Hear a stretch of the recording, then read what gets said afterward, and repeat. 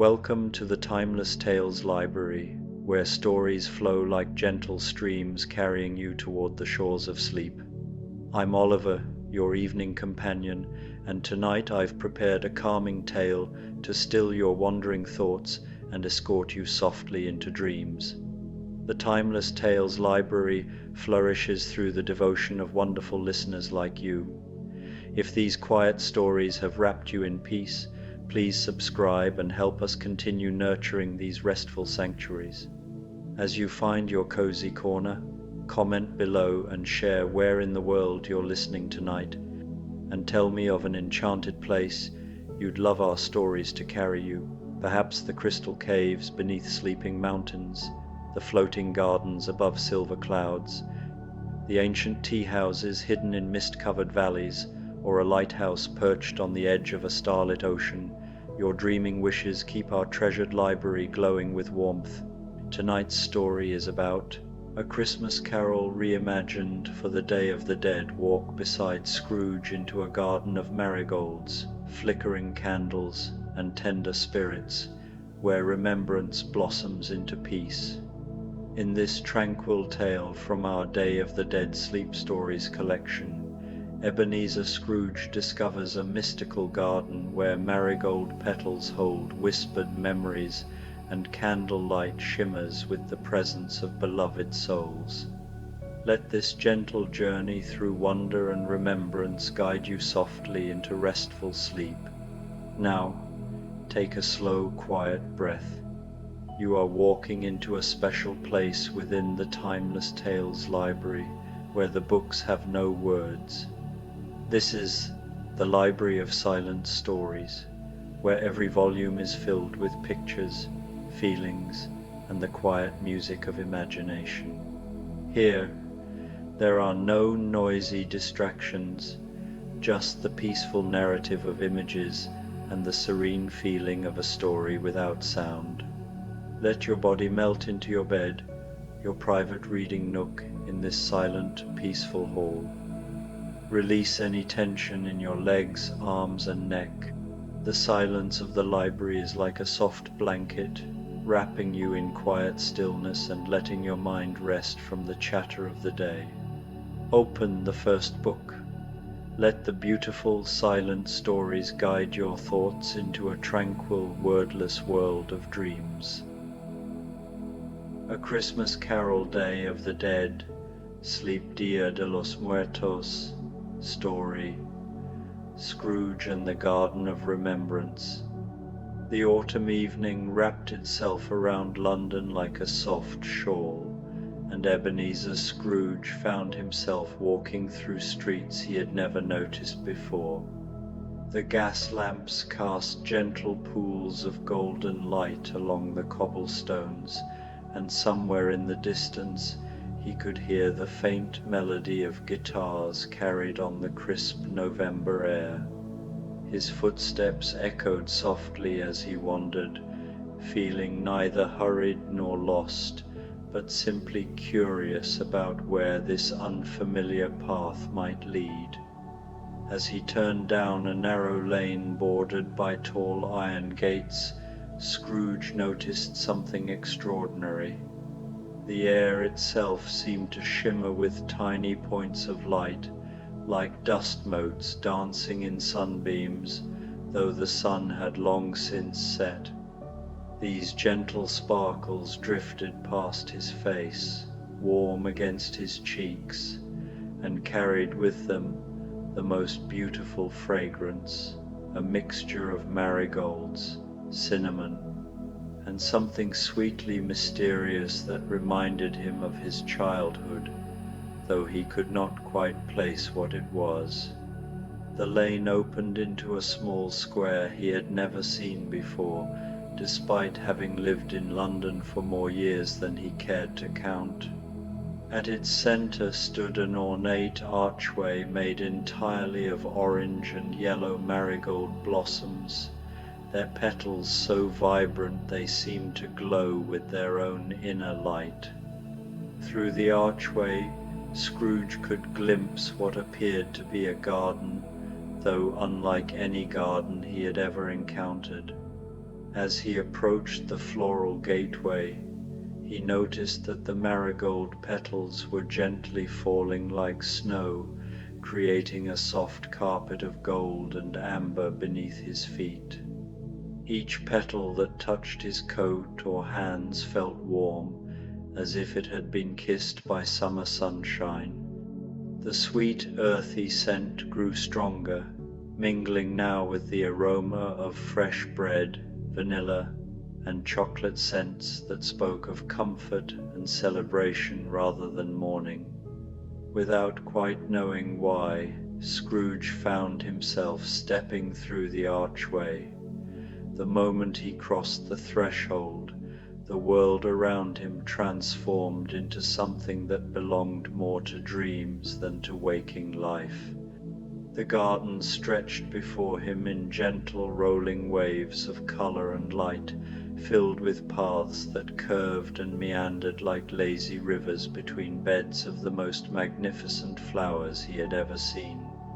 Everywhere he looked, there were marigolds, not just orange and yellow, but deep crimson ones that glowed like embers, pure white ones that shimmered like moonbeams, and pale pink ones that seemed to blush in the soft light. Between them grew other flowers he recognized, roses, carnations, and baby's breath, all arranged in patterns that seemed both carefully planned and wonderfully wild. But it was not just the flowers that made this garden so extraordinary. Scattered throughout the paths and nestled among the flower beds were countless small altars, each one lovingly decorated with candles, photographs, and small offerings. The candles flickered gently in the still air, their flames dancing in shades of gold, blue, and white, casting moving shadows that seemed to tell stories all their own. As Scrooge began to walk deeper into the garden, he realized that he was not alone. Figures moved quietly along the paths, tending to the altars, lighting new candles, and arranging fresh flowers. They were people of all ages and from many different places, united by the gentle reverence with which they went about their tasks. Their faces were peaceful, touched by a kind of joy that Scrooge had rarely seen, a joy that seemed to coexist perfectly with a deep, abiding love that transcended sadness. A young woman with dark hair braided with marigold blossoms looked up from the altar she was tending and smiled at Scrooge. "Welcome," she said in a voice as warm as honey. "You've arrived just in time for the evening of remembrance." "Remembrance?" Scrooge asked, his own voice softer than usual, as if the garden's peace had settled into his very bones. "Si," she replied, though she had been speaking English just a moment before. "Tonight the veil is thin, and those we love can visit us in this place between worlds. Would you like to light a candle?" She gestured to the altar before her, which was covered with a beautiful cloth embroidered with bright flowers and decorated with small clay figures painted in cheerful colors. Photographs of smiling faces looked out from among the decorations, and plates held what looked like small cakes and pieces of bread shaped like flowers and butterflies. Scrooge found himself nodding, though he could not have explained why. The woman handed him a small white candle, and as his fingers closed around it, he felt a warmth that seemed to spread from his hands throughout his entire body. She guided him to touch the wick to one of the already burning flames, and as his candle caught fire, Scrooge felt something shift inside his chest, a loosening of something he had held tight for so many years that he had forgotten it was there. "For whom do you light it?" the woman asked gently. Without hesitation, a name came to his lips. "For Fan," he said, surprised to hear himself speak his sister's name aloud. "For my sister Fan." The woman nodded, as if this was exactly what she had expected. "She is welcome here," she said. "Place your candle wherever it feels right." Scrooge looked around the altar and found himself drawn to a spot near a photograph of a family gathered around a dinner table, all of them laughing. He set his candle down gently, and as he did, the flame seemed to brighten, casting a circle of warm light that made the marigold petals scattered around it glow like tiny suns. "Now," the woman said, "you are free to walk the garden. Follow whichever path calls to you. There is no wrong way to wander here." As Scrooge began to explore, he noticed that each path seemed to have its own character. One wound between beds of white flowers and was lined with photographs of elderly faces, their eyes twinkling with wisdom and humor. Another curved past bright red blooms and was decorated with toys and small gifts, clearly meant to honor children who had been loved deeply and were missed just as deeply. The path Scrooge found himself following was lined with orange and yellow marigolds that seemed to pulse gently with their own light. As he walked, he began to hear voices not speaking but singing. The melody was unfamiliar yet somehow comforting, rising and falling like a gentle tide. The words seemed to be in Spanish, but even though Scrooge did not understand the language, he felt he understood the meaning perfectly. It was a song of welcome, of celebration, of love that continued beyond the boundaries of life and death. As he rounded a curve in the path, Scrooge came upon a clearing where several families had gathered. They sat on colorful blankets spread on the grass, sharing food from large baskets and telling stories that made them laugh and sometimes wipe away tears. Children played quietly nearby, weaving marigold chains and chasing the glowing petals that continued to drift through the air like benevolent spirits. An elderly man with kind eyes and hands weathered by years of gentle work looked up and beckoned Scrooge to join them. "Sit, friend," he said in accented English. "There is always room for one more on Dia de los Muertos." Scrooge found himself settling onto the soft blanket, accepted into the circle as if he had always belonged there. A woman with silver hair and a face lined by years of smiling placed a small plate of food in his hands, sweet bread shaped like flowers, fruit that tasted of sunshine, and chocolate so rich it seemed to melt on his tongue before he had even bitten into it.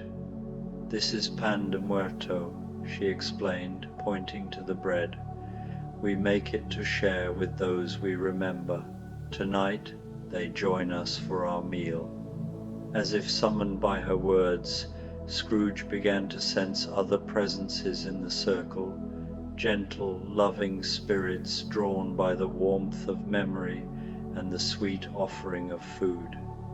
He could not see them clearly, but he felt them as surely as he felt the soft grass beneath the blanket and the warm glow of the candles that surrounded the gathering. The elderly man began to tell a story about his grandfather, a man who had loved to dance and who had taught him that life was meant to be celebrated, not merely endured. As he spoke, his hands moved expressively, painting pictures in the air, and Scrooge could almost see the grandfather himself, nodding approval from just beyond the circle of candlelight. Others shared their own stories, tales of grandmothers who had baked the most wonderful cookies, of children whose laughter had filled houses with joy, of friends whose kindness had changed the course of entire lives. Each story was offered like a gift, placed gently in the center of the circle, where it seemed to take on a life of its own, glowing with the same warm light as the marigold petals. When it was Scrooge's turn to speak, he found the words coming easily, as if they had been waiting inside him all along. He told them about Fan, about her bright spirit and generous heart, about how she had always seen the best in everyone, even in him. He spoke of her laughter and her dreams, of the way she had danced through their childhood home like a ray of sunshine, making even the darkest days brighter. As he talked, Scrooge became aware of a familiar presence settling beside him on the blanket. He could not see her, but he felt the warmth of Fan's spirit as clearly as he had felt it in life, that special combination of love and mischief and boundless hope that had made her so uniquely herself. The circle of people listened with the kind of deep attention that was itself a gift, nodding and smiling as if they too could feel Fan's presence among them.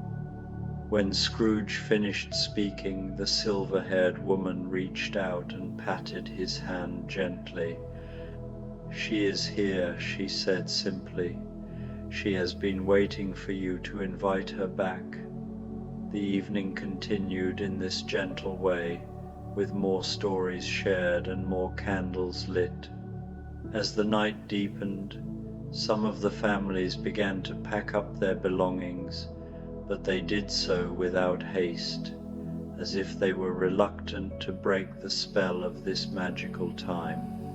Children fell asleep in their parents' arms, still clutching the marigold chains they had woven, and the elderly dozed peacefully in their chairs, smiles playing at the corners of their mouths. Scrooge found himself walking again, following a different path that led toward the far end of the garden. Here, the altars were older and more elaborate, some clearly tended by many generations of families. The photographs showed faces from decades past, but they were arranged with the same loving care as the newer ones, surrounded by fresh flowers and flickering candles that proved these beloved souls were far from forgotten. At the very end of this path, Scrooge discovered a small hill crowned by a single enormous tree, whose branches were hung with thousands of tiny lights. Beneath its canopy stood the most beautiful altar he had yet seen, decorated entirely in white flowers and silver candles that cast everything in a soft moonlight glow.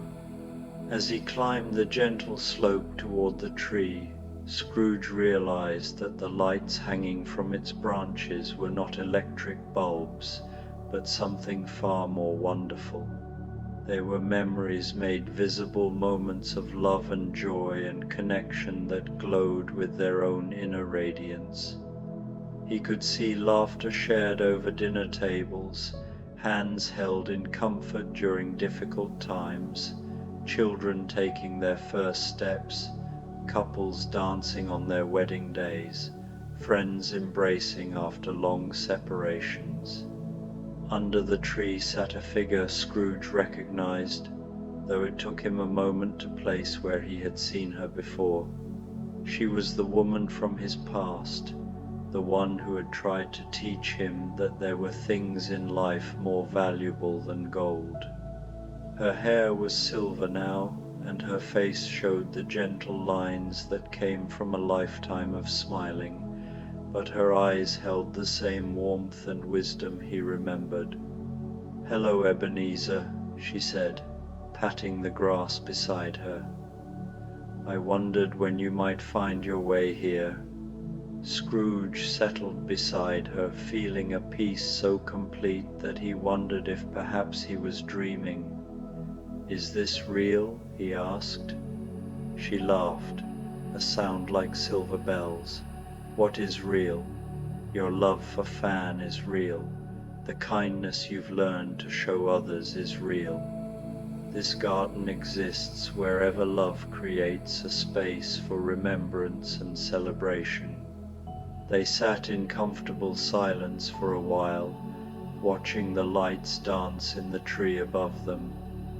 Gradually, Scrooge became aware of other figures gathering around the tree, not solid, but real nonetheless.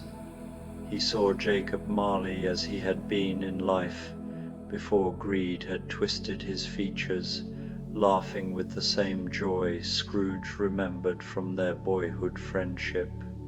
He saw his old employer, Fezziwig, dancing with Mrs. Fezziwig just as they had at those wonderful Christmas parties so many years ago. And there was Fan, young and bright and beautiful, spinning in circles with her arms outstretched, her laughter floating on the air like music. She caught sight of Scrooge and ran to him, though she moved like a whisper, like a warm breeze that carried the scent of flowers. "Brother," she said, and though her voice was softer than memory, it filled his heart completely. "Thank you for lighting the candle. Thank you for inviting me back." Scrooge felt tears on his cheeks, but they were not tears of sadness. They were tears of recognition, of understanding, of a love that had never really gone away, but had simply been waiting for him to remember how to feel it. More figures appeared as the night wore on, some from his own life, others belonging to the many families who had visited the garden. They moved among the living like gentle blessings, touching faces with invisible hands, whispering words of comfort and encouragement that the living felt as sudden warmth in their hearts or unexpected moments of peace. The woman beside Scrooge, he realized now that she was part of this magical realm, one of the guardians who helped maintain the bridge between worlds, began to speak in a voice that was barely more than a whisper. "Every soul that has ever been loved leaves traces in the world," she said. "Love is the only thing that cannot be destroyed by death. It changes form, but it never disappears. Tonight, in this garden, love becomes visible. Tonight, those who have crossed over can return to dance with those who remember them." As if responding to her words, music began to play, not from any visible source, but arising from the very air itself. It was the same beautiful melody Scrooge had heard earlier, but now it swelled with harmonies provided by dozens of voices, both living and departed. The sound was indescribably lovely, not quite like earthly music, but something purer, something that spoke directly to the soul. The spirits began to dance, moving in slow, graceful circles around the tree.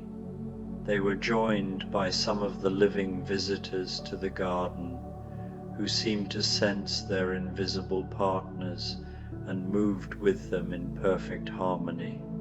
Scrooge watched in wonder as Fan took the hand of a young child whose grandmother spun her in gentle circles, both the living girl and the departed spirit laughing with the same delighted joy. "Would you like to dance, Ebenezer?" Fan asked, extending her hand toward him. Without hesitation, Scrooge rose and took his sister's hand. He could not feel her flesh, but he felt her spirit. and that was enough. Together they moved to the music, stepping slowly and carefully, as if they were learning the steps to a dance they had known all their lives, but had simply forgotten how to perform. As they danced, Scrooge felt the last of the heaviness he had carried for so many years lift away from him. It rose from his shoulders and his chest like mist in the morning sun, dissolving into the air and leaving behind only lightness and peace. He understood now that grief was not the price of love, but its shadow, and that shadows only existed because light was shining somewhere nearby. The dance continued until the first pale hints of dawn began to touch the eastern sky. As the light grew stronger, the spirits began to fade, not disappearing but becoming one with the morning air, with the flowers, with the gentle breeze that stirred the leaves of the great tree. Fan kissed Scrooge's cheek with lips that felt like the brush of flower petals. "I must go now," she said, "but I'm not really leaving. I'm everywhere you remember me with love, and next year, when the veil grows thin again, light another candle. I'll be waiting." One by one, the other spirits faded as well, but they left behind a sense of presence rather than absence. The garden itself began to change as the sun rose higher, the marigold petals settling into ordinary flowers, the magical lights becoming simple morning sunshine filtering through leaves. But Scrooge knew that the magic was not gone. It had simply become invisible again, waiting for the next time when love and memory would call it back into being. The woman who had guided him through the night stood and brushed grass from her skirts. "The garden is always here," she told him. "Even when you cannot see it, it exists in every act of love, every moment of remembrance, every candle lit for someone who is missed. Tonight you learned that death is not an ending, but a transformation. Love finds a way to continue." Before leaving the Tree of Lights, Scrooge found himself drawn to explore one final section of the garden. The woman who had been his guide pointed toward a path that wound down the other side of the hill, lined with small lanterns that flickered like fireflies in the gentle morning breeze. "There is one more place I think you should see," she said softly. "The Memory Grove, where the stories of lives well lived are kept safe for all eternity." The path led through a grove of ancient trees whose trunks were smooth and silver, their bark inscribed with delicate patterns that looked almost like writing. As Scrooge walked among them, he realized that the patterns were indeed a form of script, not in any earthly language, but in the universal language of love and memory. Each tree held within its silver bark the essence of countless lives, the distillation of every kind word spoken, every gentle touch given, every moment of joy shared. In clearings between the trees, Scrooge discovered small pools of water, so clear they seemed like mirrors made of liquid starlight. When he peered into one, he did not see his own reflection, but instead witnessed scenes from the lives of those who had been celebrated in the garden that night. He saw the elderly man's grandfather as a young father, lifting a small boy high into the air while both laughed with pure delight. He saw the silver-haired woman as a young mother, teaching her daughter to braid marigolds into her hair for a festival celebration. In another pool, Scrooge saw his own childhood, but from Fan's perspective, he watched his sister playing alone in their vast, empty house, creating elaborate games and stories to fill the silence, always leaving a place for her absent brother in her imaginative worlds. He saw her waiting by the window for his return from school, practicing the jokes she would tell him and the songs she would sing to make him smile after months of loneliness. Tears flowed freely down Scrooge's cheeks as he witnessed scene after scene of Fan's boundless love, not just for him, but for everyone she encountered. He saw her befriending the servants their father ignored, sharing her small allowance with children who had less, tending to wounded birds she found in the garden. Her kindness had been like sunlight, touching everything around her and helping it grow. She was always thus, came a familiar voice from behind him. Scrooge turned to find the spirit of his old schoolmaster, Mr. Pemberton, standing among the silver trees. The man looked exactly as he had in life, but surrounded by the same gentle radiance that marked all the spirits in this place. "Master Pemberton," Scrooge whispered, hardly daring to believe his eyes. "She was my most joyful pupil," the old teacher continued, his eyes twinkling with remembered fondness.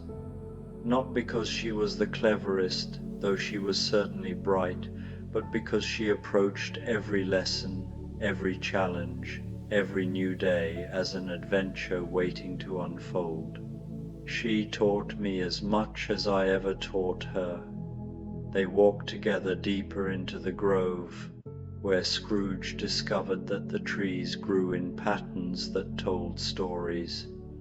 One cluster formed a circle around a small clearing where phantom children played eternal games of tag and hide and seek, their laughter like wind chimes in the morning air.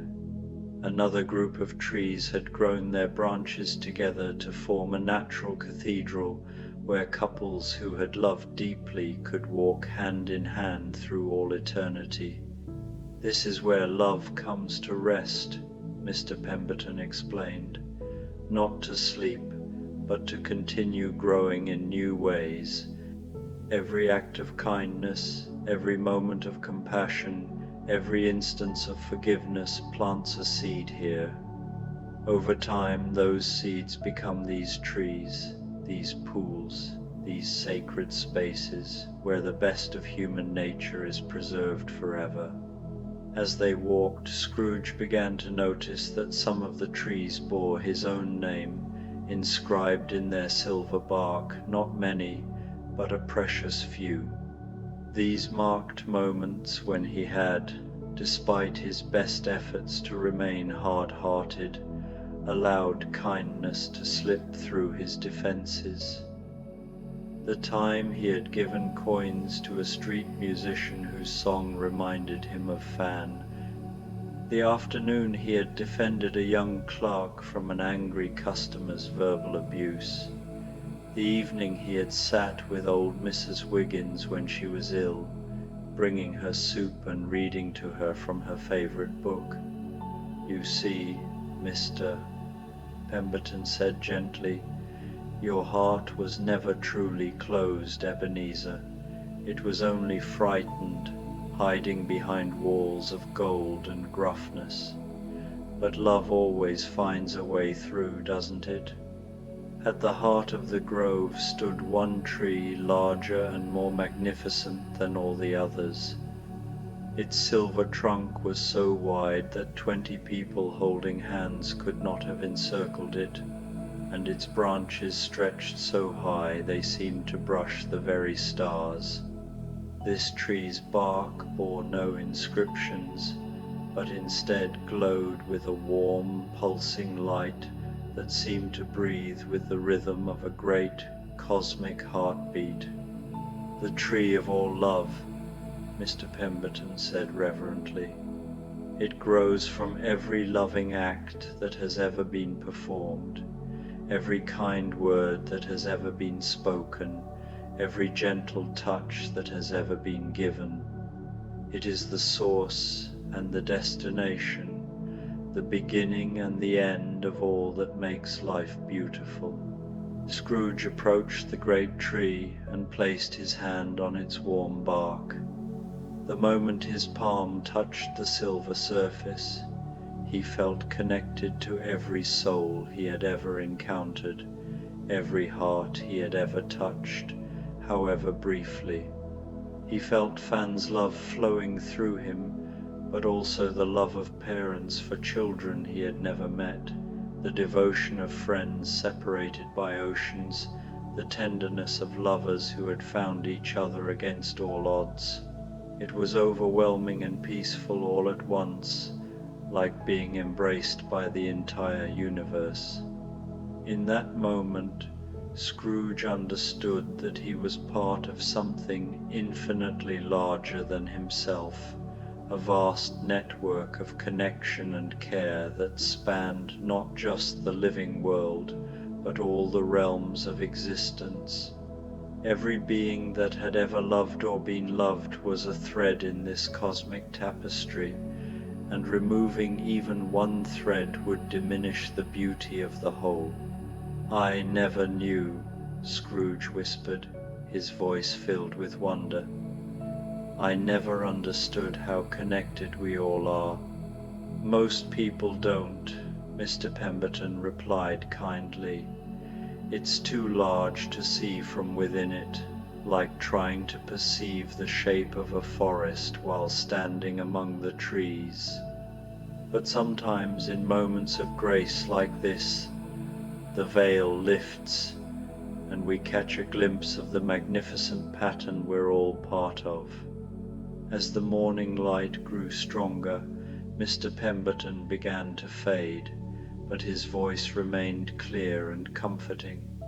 "Remember this feeling, Ebenezer. Carry it back with you into the world.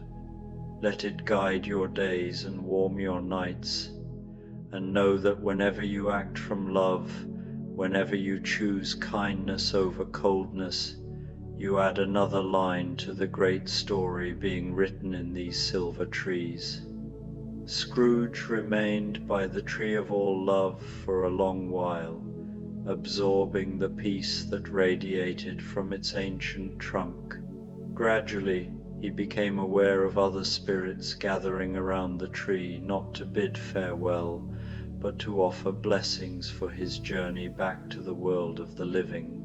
They came from many times and places: grandmothers in traditional Mexican dress, soldiers from distant wars, children who had lived briefly but loved completely, artists and farmers and mothers and friends, all united by the love they had given and received. Fan appeared once more, radiant with joy and purpose. She took his hands and looked deep into his eyes. "The garden will always be here, brother," she said, her voice like a gentle stream flowing over smooth stones. "In every marigold that blooms, in every candle lit with love, in every story told to honor those who have gone before. When you need to find it again, simply open your heart to remembrance and follow the scent of flowers on the evening air." She pressed something into his palm, a single marigold petal that glowed with the same warm light as the great tree. "Keep this close to your heart," she whispered. "It will remind you that love never dies, it only transforms. And when your time comes to join us in this place, I'll be waiting to dance with you again under our tree of lights." With that, Fan kissed his forehead tenderly, and Scrooge felt a peace so complete it seemed to reach into the very depths of his soul. All around him, the spirits of the grove began to sing, not in any earthly language, but in harmonies that spoke directly to the heart. Their voices rose and fell like waves on a peaceful shore, carrying with them blessings of love, hope, and eternal connection.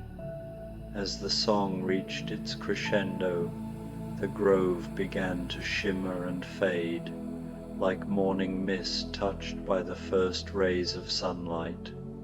Scrooge found himself standing once again on the hill beneath the great tree, but now it looked like any ordinary oak, magnificent in its own right, but no longer glowing with otherworldly light. The garden around him had returned to its daytime appearance, still beautiful, but in the way of earthly gardens rather than magical realms. The altars remained, tended with loving care, but no longer surrounded by visible spirits.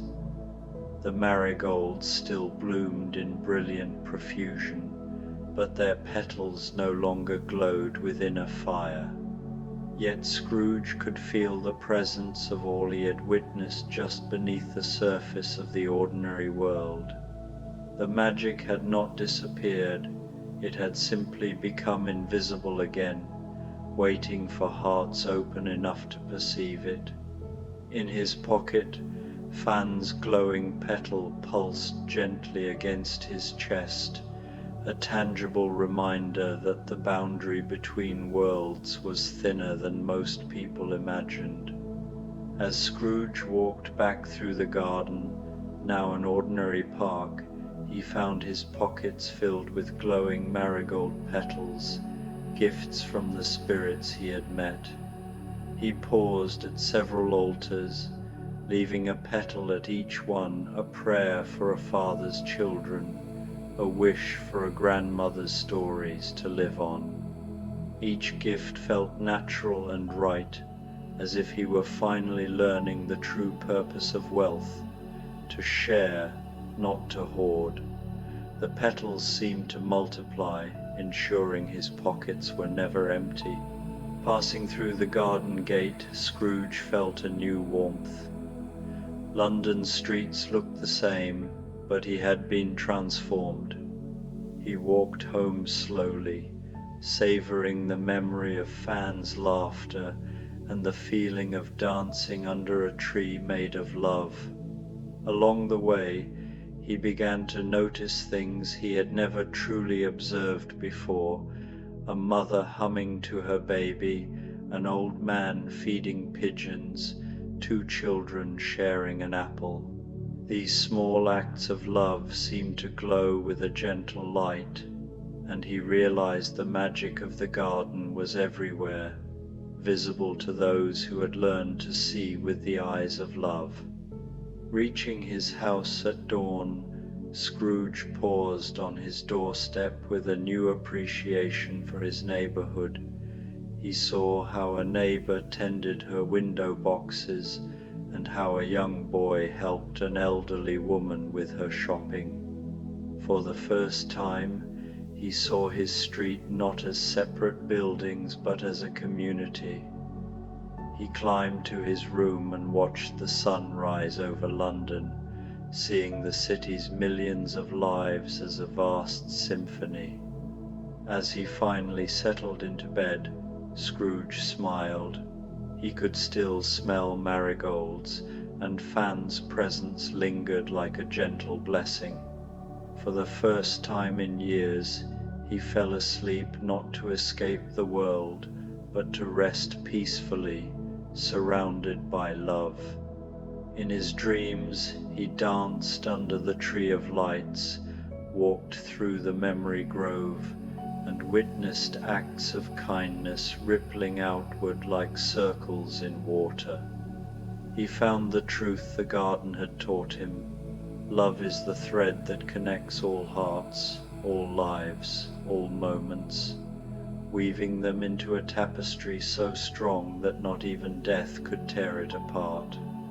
The marigold petals in his pockets glowed softly through the night, a promise that the garden would be waiting. As the city stirred, Scrooge slept on, cradled in dreams of silver trees and glowing flowers, knowing his sister's presence was just a heartbeat away. a reminder that he was never alone because love echoes through eternity.